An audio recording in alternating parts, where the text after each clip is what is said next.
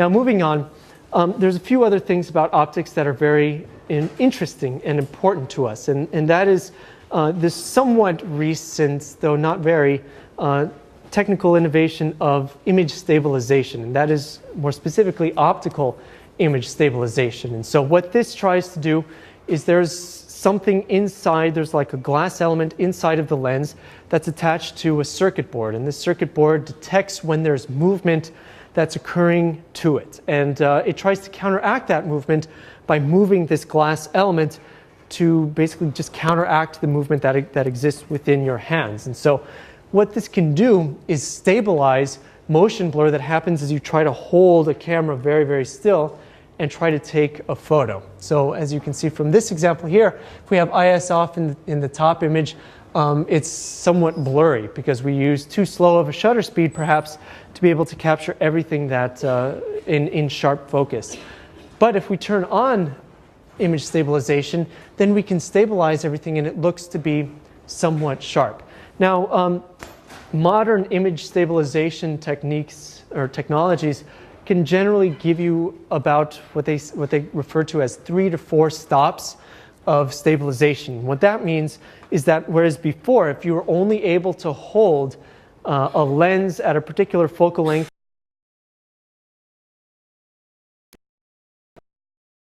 have a 200 millimeter lens, that means that you can hand hold that image sharp at about 1/200th of a second. Well, that means if you get 3 to 4 stops additional stabilization, that means that you can go 3 to 4 stops slower than that. So that's 100th of a second to 50th of a second to 25th of a second. That's 3 stops to even maybe about 1/13th of a second. So now, whereas before you were only able to hand hold it at about 200ths of a second, you now can do it at a much slower speed to stabilize the image. Now, one of the things that's really important to realize about this is that it doesn't stop motion. It only stops your motion. Okay? So if there is somebody that's moving in the image, so if there's somebody over here and they're dancing and you're trying to take a photo of them, and you turn on image stabilization, you're like, oh yeah, I'm going to be able to stop time with this. It's not going to happen.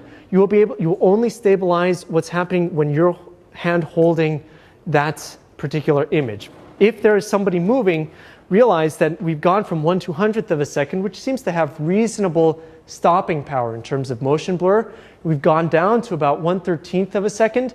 You can see that we're going to get a lot more motion blur from objects that are in the scene versus us being able to hold it. There's a very big difference here, and so people are always, people love to say, oh, I can have a really slow lens. I can have like f5.6, f8, and it really doesn't matter because I have IS to make up for it. You really don't. It does not make up for that. It only makes up for your inability to hold the camera very, very stable. And that says nothing about you because it happens to all of us. It's very hard to hold these things stable, but you're still losing that light. So keep in mind that while IS is a very nice technology, it doesn't replace the larger apertures that we get in these other lenses. Okay, so just to give you a more diagram, a better look at this using a diagram, what happens when in image stabilization is that if we are moving this lens and it's sort of moving up and down over here, then what we are trying to do usually in the lens is counteract that by moving a glass element up and down or in some other way. And in fact, there's new image stabilization technology that Canon just announced where it can also fix rotational problems as well. So if I don't even know when this would happen, but if you're rotating it very slightly, for example, it can try to fix that, which might be able to even have better stopping power. Now, realize that there's 2 forms of image stabilization. There's in-lens image stabilization, which is the case with Canon and Nikon cameras, and there's also in-camera stabilization, which you usually get, I think, with Sony cameras. And so with the latter form, you're not moving one of the lens pieces or one of the lens elements to try to counteract it. You're actually moving the sensor itself. And now you can say that this seems like it has quite a few advantages. For example, every lens that you put on your camera will therefore have image stabilization because it doesn't matter what kind of the lens doesn't have to have IS in it. If you have a camera body that has IS, you'll be able to counteract that motion. So therefore, it might be a bit cheaper because you're only paying for that technology once. And those are both very, very valid reasons to pick a system that has image stabilization in the camera body versus in the lens. But I would say that it really depends. So I think that by having image stabilization in the lens, the engineers can tune the stabilization to that particular lens and be able to adjust for the motions that can exist within that lens better than they can if you're always adjusting motion that exists within the camera. And to put this another way, you can imagine that if you have a very, very long lens, for example, and you are trying to counteract its motion by moving the sensor, it may not be as effective as it would be, for example, on the opposite end with a wider focal length. So while it may give you some benefits, it will give you the benefits of being less expensive and also being omnipresent in basically all of your lenses that you put on there. It's not going to perhaps be as effective as these in-lens systems. So you have to, again, pick your poison. You can have a more expensive system and have the best quality available by having them all in the camera, or you can have a less expensive system that maybe doesn't work as well and put it on the sensor. But there's another reason why you might want to have image stabilization in the lens itself. And that is that light, remember, if you follow the path of light as it enters your eye, it goes into the lens, bounces off the mirror before it goes into the viewfinder. So that means that if you have image stabilization in your lens, you will be able to see the image stabilization as it's happening as you are using the camera. And if you've never used an image stabilized camera before, or rather an image stabilized lens, it's actually something that's really neat to be able to do, because you're holding it and it's obviously like shaking a little bit, and then when you turn on the IS, it's just all of a sudden becomes really smooth and really sharp, and it's really neat, and it's a really neat way of being able to help you remove that stabilization out of your viewfinder and get you to focus on the image itself. So that's certainly one other way that this can be helpful. Now, another thing to keep in mind is that using a tripod might be detrimental to some image stabilization. So if you have already stabilized the camera enough, you may want to turn IS off, because sometimes it will still try to correct for motions that don't exist, and you will sometimes get this really weird streaking of light that exists. In fact, I accidentally left IS on this camera when I was taking photos, if you remember, from that very compressed El Paso photo. And it was a little bit later, and it was a little bit darker, and I left IS on, and it was just a complete streaky mess. All the lights had been blurred out of to oblivion because I left IS on. So you might need to turn that off. Now, some image stabilization systems also have different modes available to you. So, for example, if you wanted to take a photo that is of motorsports, for example, where you remember that there was that photo of the car where the car itself was in focus but everything else was blurry. Now, you can imagine that when you're taking a photo like that, you're panning the camera along with the car itself. And if you have IS on, you may not want it to operate on the horizontal axis, because it might try to fight you, so to speak, as you move the camera left to right. Might try to correct for that, and you could get some weird effects. So some cameras, or rather some lenses, have additional modes that allow you to turn IS on certain axes only, so that you can say enable it only on the vertical axis so that you can get very nice horizontal pans like that, or you could have both axes and be able to really stabilize image in that way. Now, image stabilization is really neat, but remember that like I said, that it's really not a good replacement for very large aperture lenses. It's definitely a good complement to it, but it's certainly not very good as a replacement for it.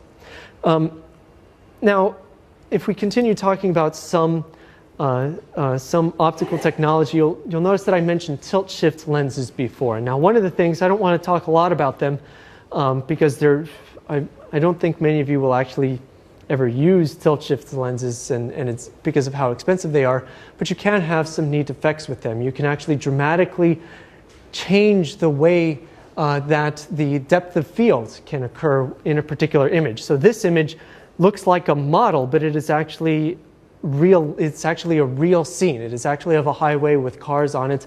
But with using a tilt shift lens, they've been able to exaggerate the depth of field so much that it makes it look like a macro shot. It makes it look like it's only a shot of some models.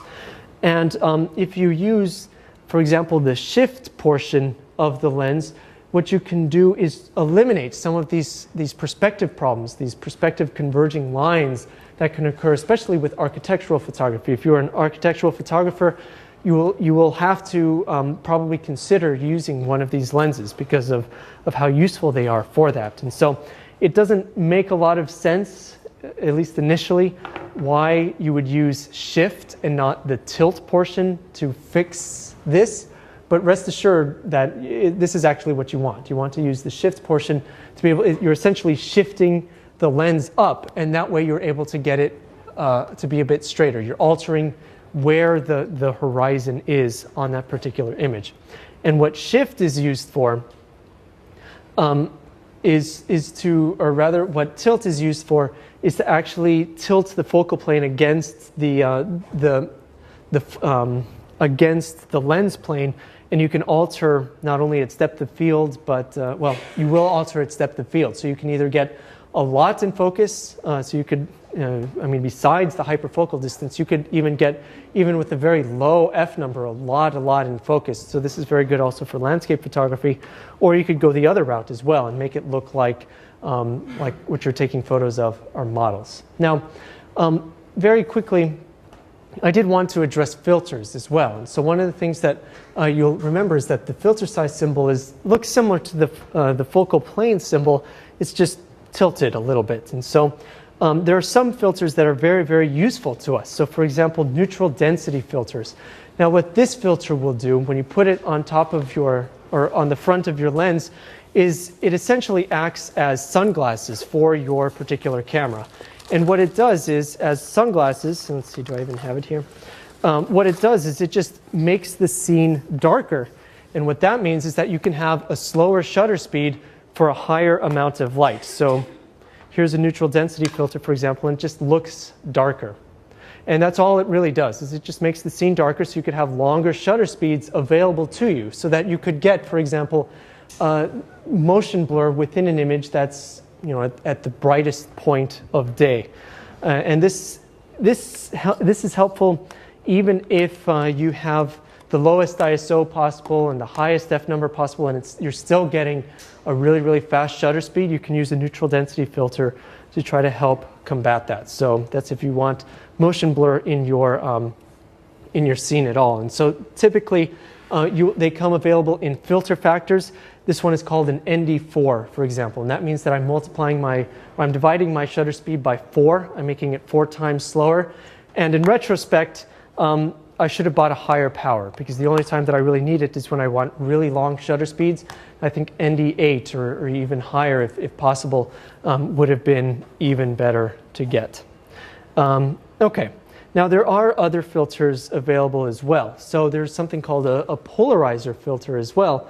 And specifically a circular polarizer. So there's linear polarizer and circular polarizer. Do not get anything but a circular polarizer if you were going to get one.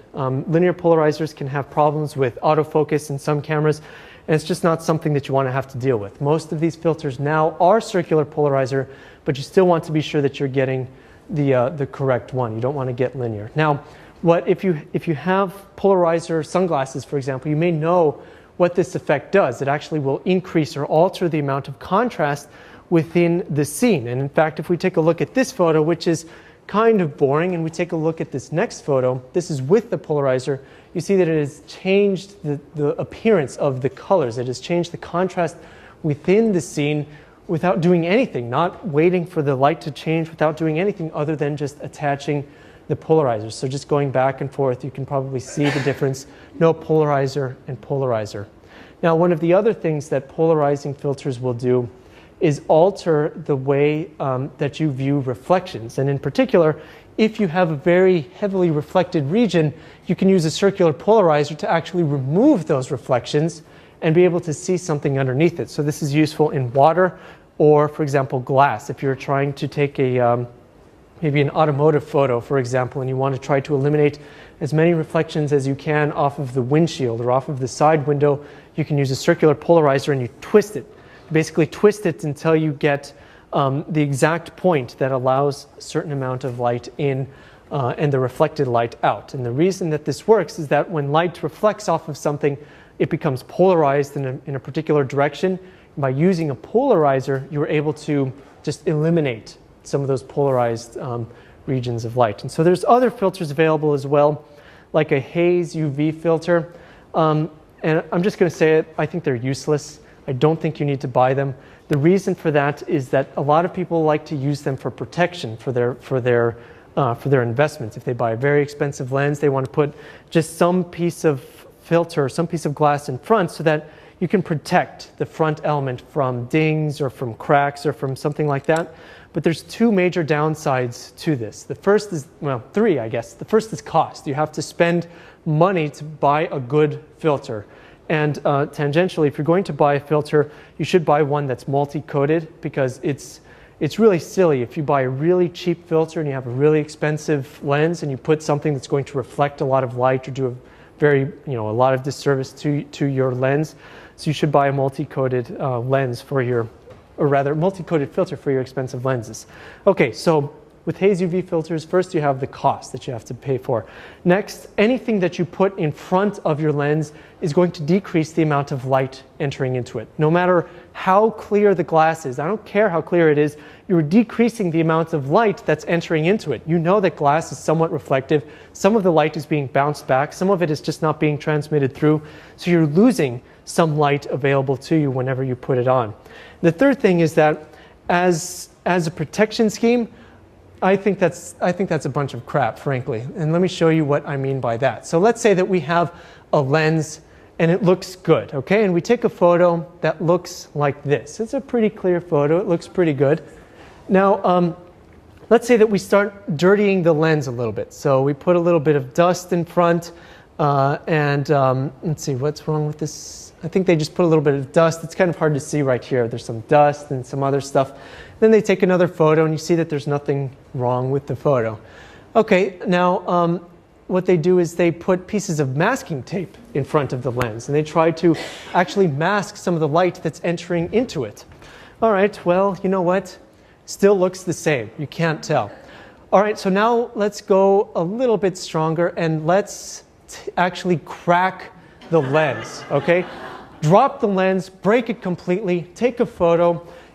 It looks like this. Now, for the most part, this is kind of still usable. If you're in a bind and you can't replace the lens, it still works. And it's not just this website. You can Google around. You will find so many examples of this happening that I don't think it's worth it. So don't waste your money. Don't waste your time on these haze UV filters. Just go for it. And if you're careful, you can actually continue taking good photos. And in fact, if you take a look at some of my lenses in the front, they're pretty well used. They have, fingerprints, they have dust on them. They frankly work the way that they always did. What's more important, you should keep the back of the lens as clean as you possibly can. That is what matters. The front of the lens really doesn't. But with all of that said, thank you for coming, and we will see you in 2 weeks. I think next week we actually have a holiday. So in 2 weeks, we will see you back here.